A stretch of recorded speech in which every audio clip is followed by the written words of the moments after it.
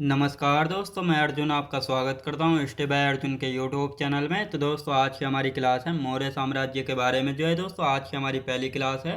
तो दोस्तों वीडियो को अंत तक जरूर देखना ताकि सभी क्वेश्चन जो है आपको आसानी से याद हो जाएं। साथ ही दोस्तों अगर आप हमारे चैनल पर पहली बार आएँ तो हमारे चैनल को भी सब्सक्राइब कर लीजिएगा, साथ ही बेल आइकन को प्रेस कर लीजिएगा ताकि हमारे आने वाले वीडियो का नोटिफिकेशन जो है आप तक पहुंचता रहे। चलिए दोस्तों वीडियो को स्टार्ट करते हैं। तो आज की क्लास में हम जानेंगे किसके बारे में, मौर्य साम्राज्य के बारे में जो है जानेंगे। तो यहाँ पे हेडिंग डाल लेते हैं मौर्य साम्राज्य। मौर्य साम्राज्य की यदि बात की जाए तो दोस्तों आज की हमारी पहली क्लास जो है हो जाती है।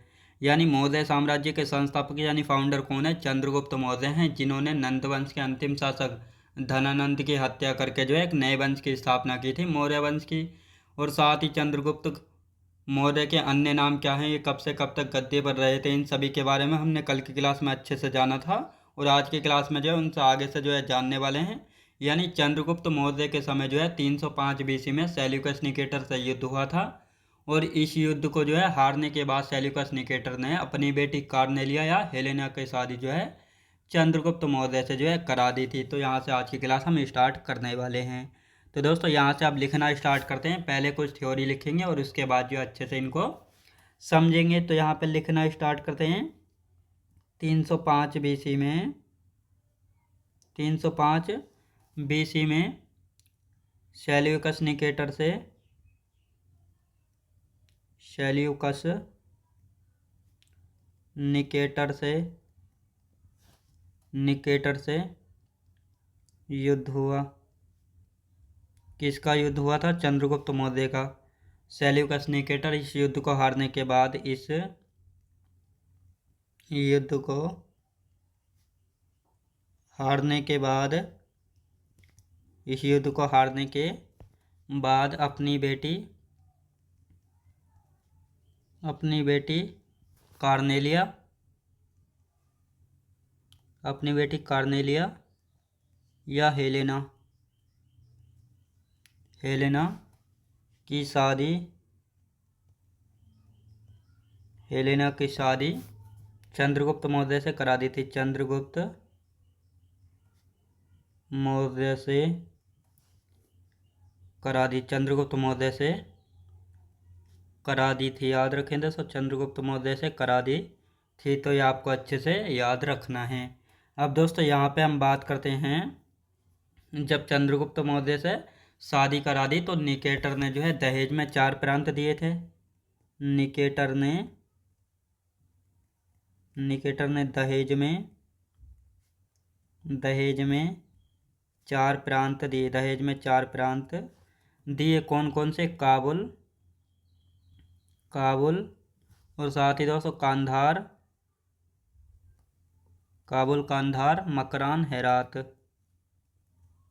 मकरान और हेरात। तो ये 4 प्रांत जो है चंद्रगुप्त मौर्य को दिए थे निकेटर ने दहेज में।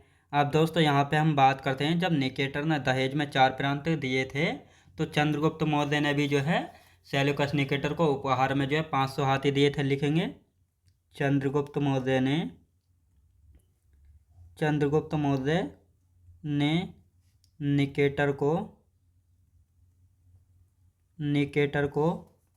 500 हाथी उपहार में दिए। 500 हाथी उपहार में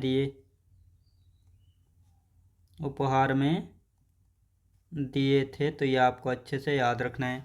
और साथ ही दोस्तों निकेटर ने जो है चंद्रगुप्त मौर्य के दरबार में अपना एक दूत जो है भेजा था। तो लिखेंगे दोस्तों, निकेटर ने अपना एक दूत मेगास्थनीज को चंद्रगुप्त मौर्य के दरबार में भेजा था। लिखेंगे दोस्तों, निकेटर ने अपना एक दूत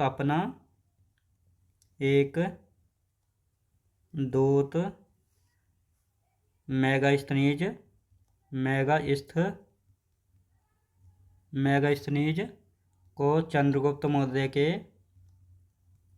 चंद्रगुप्त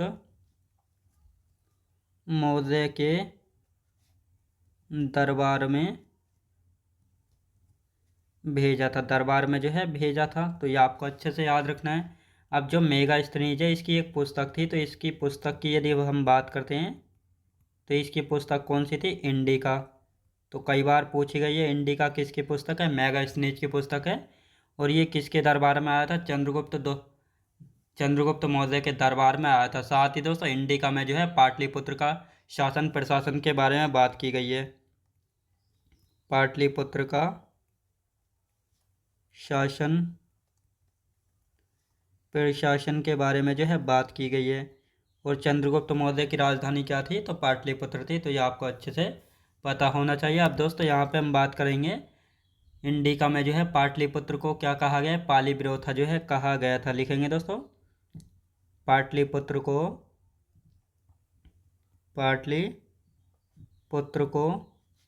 पालीब्रोथा कहा पालीब्रोथा जो है दोस्तों कहा गया है। तो किसके द्वारा जो है पालीब्रोथा कहा गया पाटलिपुत्र को? मेगास्थनीज के द्वारा जो है कहा गया है। तो ये आपको अच्छे से याद रखना है।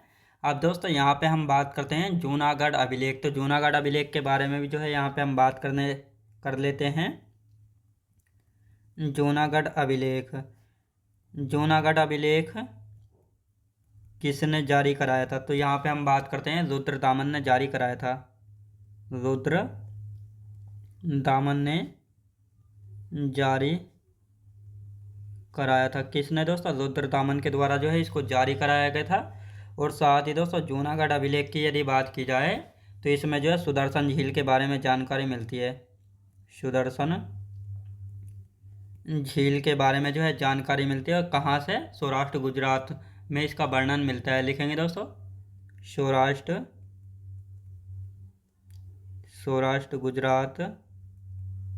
सौराष्ट्र गुजरात में इसका वर्णन मिलता है। याद रखें दोस्तों इसका जो है वर्णन मिलता है। अब दोस्तों यहाँ पे हम बात करेंगे जो ये सुदर्शन झील है इसका निर्माण जो है किसने करवाया था? तो इसका निर्माण जो है चंद्रगुप्त मौर्य के राज्यपाल पुष्यगुप्त के द्वारा जो है करवाया गया था। तो ये आपको अच्छे से याद रखना है। अब इसको हम यहाँ पे हम लिख लेते हैं। लिखेंगे दोस्तों इसके निर्माण की यदि बात की जाए तो इसका निर्माण जो है चंद्रगुप्त मौर्य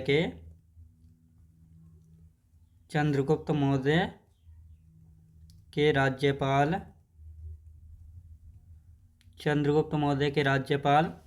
पुष्यगुप्त ने करवाया था। पुष्यगुप्त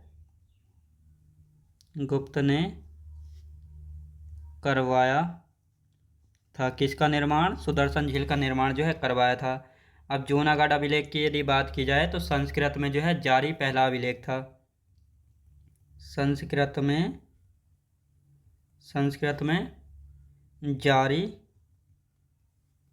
पहला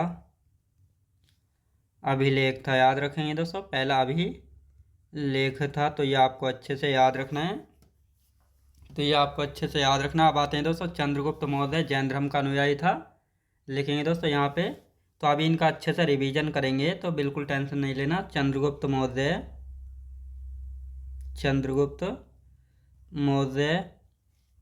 जैन धर्म का अनुयायी था। जैन धर्म का अनुयायी था। तो ये आपको अच्छे से याद रखना है। अब दोस्तों यहाँ पे हम बात करने वाले हैं इन्होंने जो है जैन धर्म की दीक्षा भद्रबाहु से ली थी।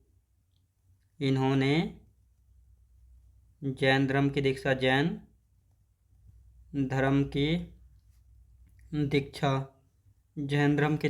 किससे ली थी? भद्रबाहु से। किससे दोस्तों? भद्रबाहु से जो है जैन धर्म की दीक्षा जो है ली थी। तो ये आपको अच्छे से पता होना चाहिए।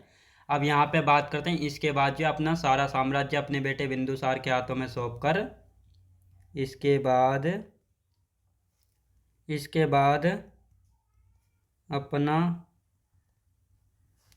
अपना सारा साम्राज्य अपने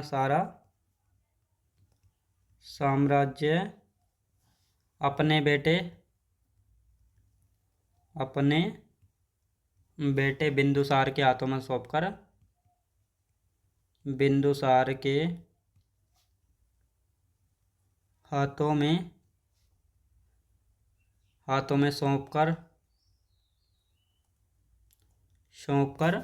श्रवण बेलगोला कर्नाटक चले गए थे। वेलगोला कर्नाटक चले गए, कर्नाटक चले गए। तो ये आपको अच्छे से याद रखना है। अब दोस्तों यहाँ पे हम बात करेंगे, वहाँ पर जो है चंद्रगिरी की पहाड़ी पर संलेखना विधि द्वारा अपने प्राण त्याग दिए थे। वहाँ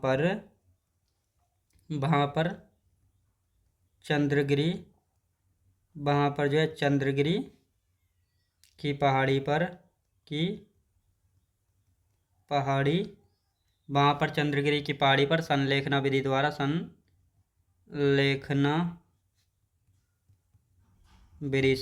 विधि द्वारा अपने प्राण त्याग दिया, अपने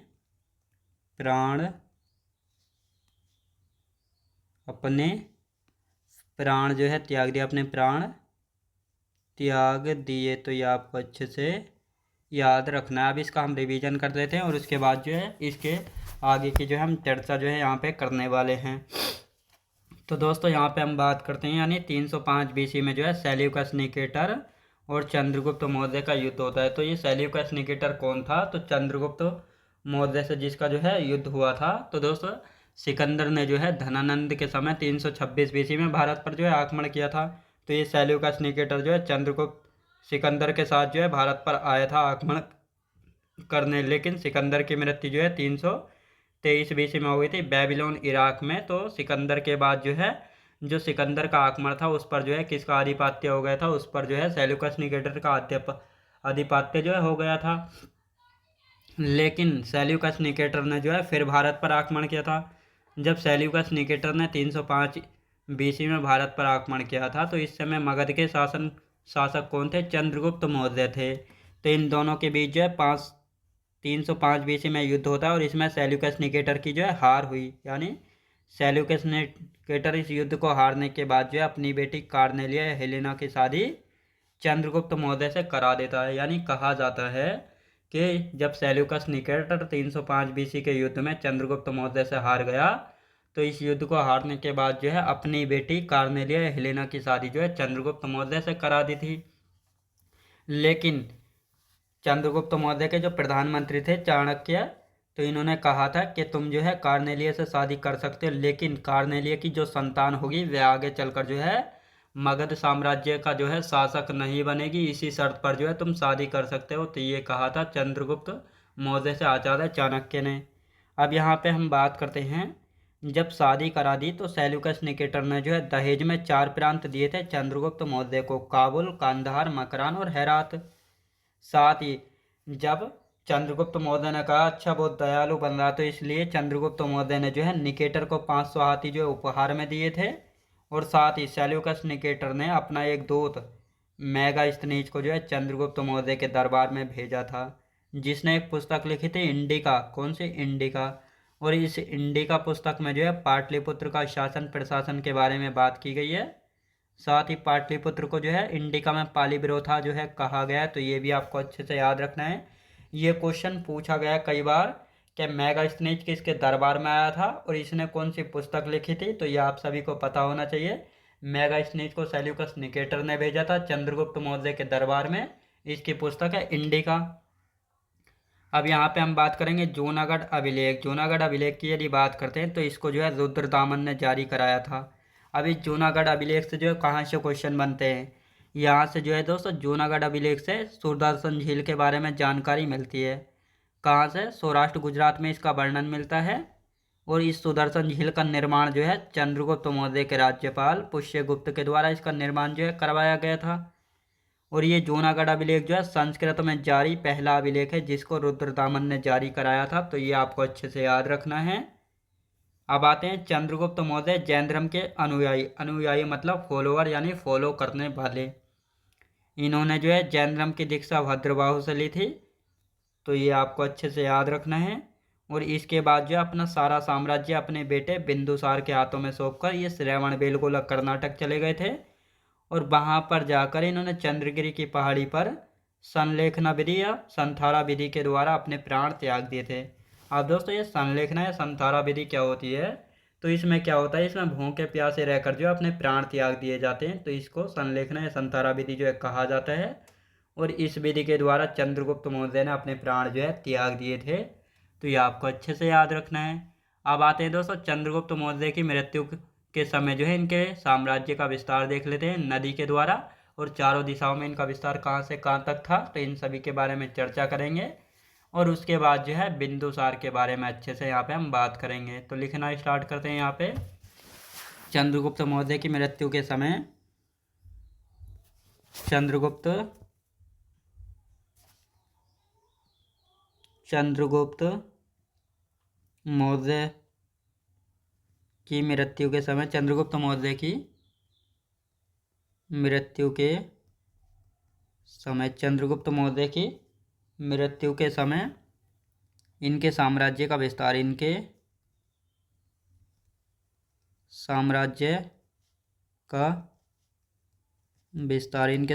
का विस्तार की यदि बात की जाए तो ब्यास नदी से सिंधु नदी तक था। ब्यास नदी से सिंधु नदी तक। और यदि दिशाओं की यदि बात की जाए तो चारों दिशाओं में कहाँ से कहाँ तक था, तो इनको यहाँ पे हम लिखने वाले हैं। तो यहाँ पे हम बात करने वाले हैं। तो दोस्तों नॉर्थ में जो है हिमालय तक, यानी उत्तर में हिमालय से, और दक्षिण में जो है मैसूर तक था। कहाँ तक था दोस्तों? मैसूर तक था, मैसूर तक। और साथ ही दोस्तों यहाँ पे हम बात करते हैं ईस्ट में, यानी पूरब में बंगाल की खाड़ी तक, बंगाल की खाड़ी तक। और यदि बात की जाए वेस्ट यानी पश्चिम की हम बात करेंगे तो हिंदू कुश पर्वत से पूरब में बंगाल की खाड़ी तक था। तो ये आपको हिंदू कुश पर्वत, तो ये आपको अच्छे से पता होना चाहिए। अब दोस्तों यहाँ पे हम बात करते हैं प्लूटार्क एवं जस्टिन के अनुसार चंद्रगुप्त मौर्य ने संपूर्ण भारत पर अधिकार कर लिया था।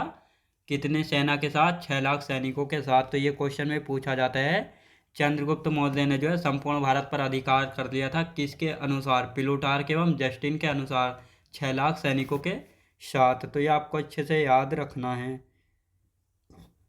तो इन दोनों पॉइंटों को यहाँ पे हम लिख लेते हैं। प्लूटार्क एवं जस्टिन के अनुसार, प्लूटार्क एवं जस्टिन के अनुसार, एवं जस्टिन के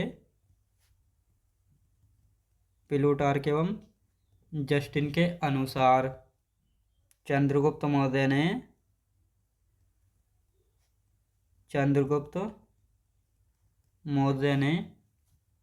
संपूर्ण भारत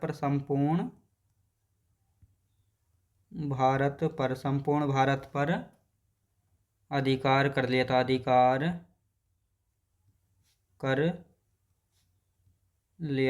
कर लिया था। तो ये आपको अच्छे से याद रखना है।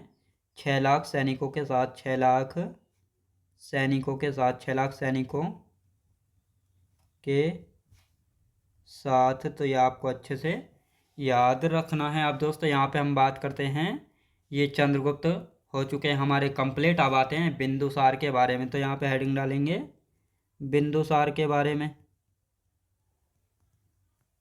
बिंदुसार, तो दोस्तों दूसरा कलर लेते हैं, इसमें नहीं अच्छे से जो है सूट कर रहा है। तो यहाँ पे हम बात करेंगे चंद्रगुप्त के बाद आते हैं बिंदुसार। बिंदुसार की यदि बात की जाए तो ये जो है कब आए थे गद्दी पर? 298 BC में जो है गद्दी पर आते हैं, और 273 BC तक जो है गद्दी पर रहेंगे। कौन दोस्तों? बिंदुसार। तो ये आपको अच्छे से पता होना चाहिए। अब दोस्तों यहाँ पे हम बात करते हैं इनके अन्य नाम यानी किन अदर्स नेम से जो है इनको जाना जाता है। जैसा अमित्र घात लिखेंगे दोस्तों, अमित्र घात। क्या? अमित्र घात। और साथ ही दोस्तों यहाँ पे हम बात करते हैं बारीसार के नाम से भी जाना जाता है। और साथ ही दोस्तों यहाँ पे हम बात करेंगे मद्रसार या भद्रसार, मद्रसार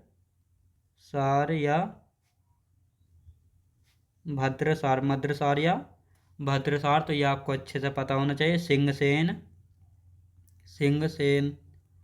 तो सिंहसेन के नाम से जाना जाता है। और साथ ही दोस्तों अमित्रो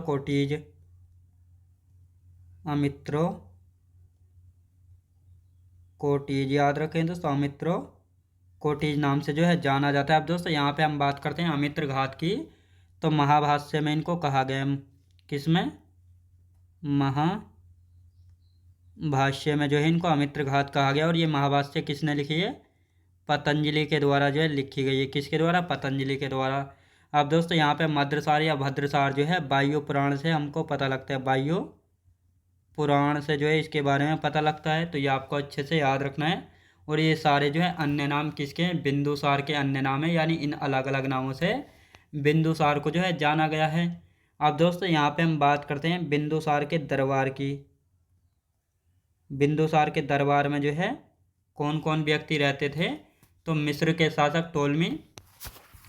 शासक टोलमी सेकंड फिलाडेल्फस ने जो है डायनोसियस को इसके दरबार में भेजा था। और साथ ही सीरिया के शासक एंटियोकस प्रथम ने जो है डायमेकस को जो है भेजा था। किसको दोस्तों? डायमेकस को जो है भेजा था।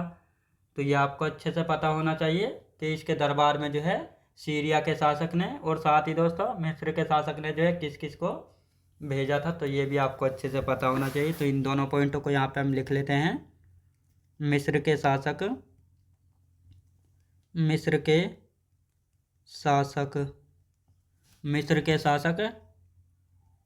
टोलमी सेकंड फिलाडेल्फस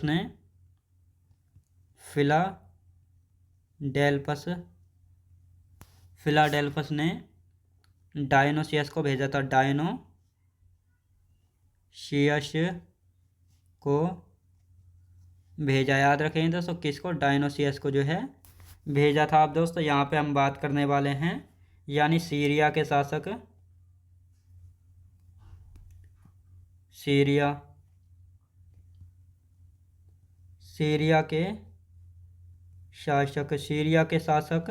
सीरिया के शासक एंटियोकस प्रथम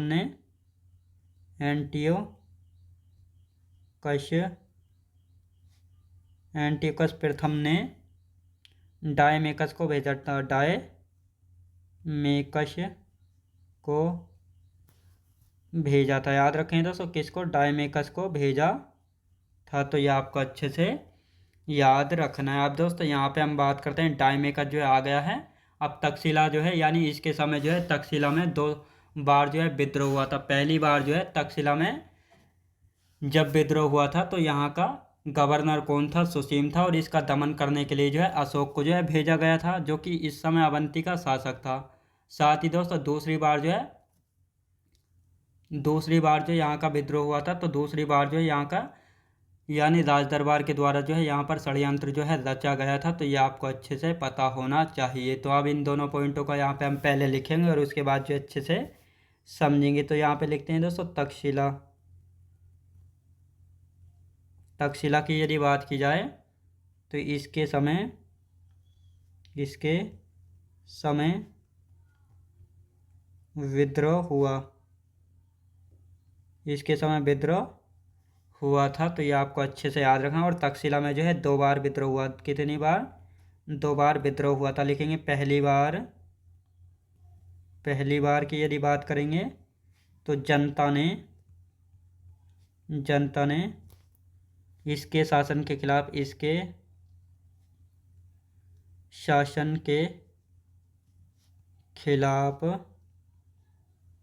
विद्रोह किया। इसके शासन के खिलाफ विद्रोह किया, याद रखें दोस्तों, किया था। तो ये आपको अच्छे से याद रखना है। इस समय तक्षशिला का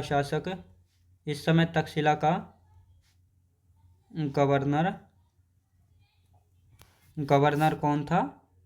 तो सुसीम था, याद रखें दोस्तों, कौन था? सुसीम था। तो ये आपको अच्छे से याद रखना है। जब यहाँ की सिचुएशन सुसीम से कंट्रोल नहीं हुई तो इसका दमन करने के लिए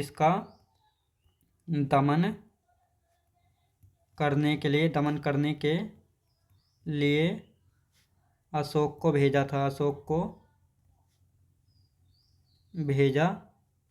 था। और इस समय अशोक जो है अवंती का गवर्नर था।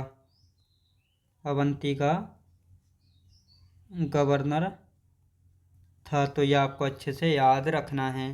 यहाँ पे हम बात करेंगे दूसरी बार की। दूसरी बार जो है राज दरबार का षड्यंत्र था। राज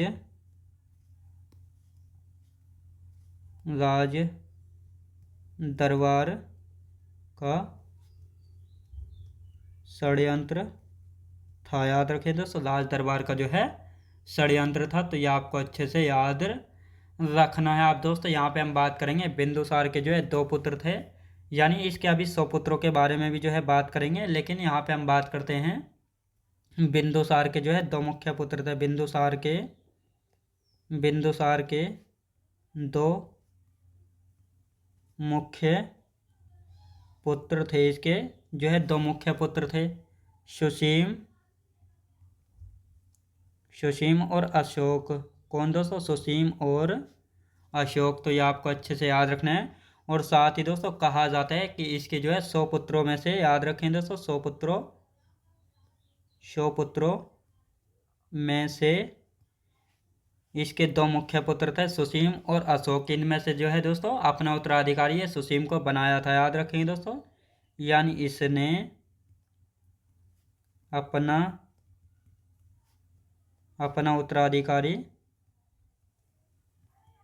उत्तराधिकारी सुसीम को बनाया। किसको दोस्तों? सुसीम को बनाया था। किसको बनाया था? सुसीम को जो है बनाया था। अब दोस्तों यहाँ पे हम बात करते हैं इसके समय प्रधानमंत्री कौन थे।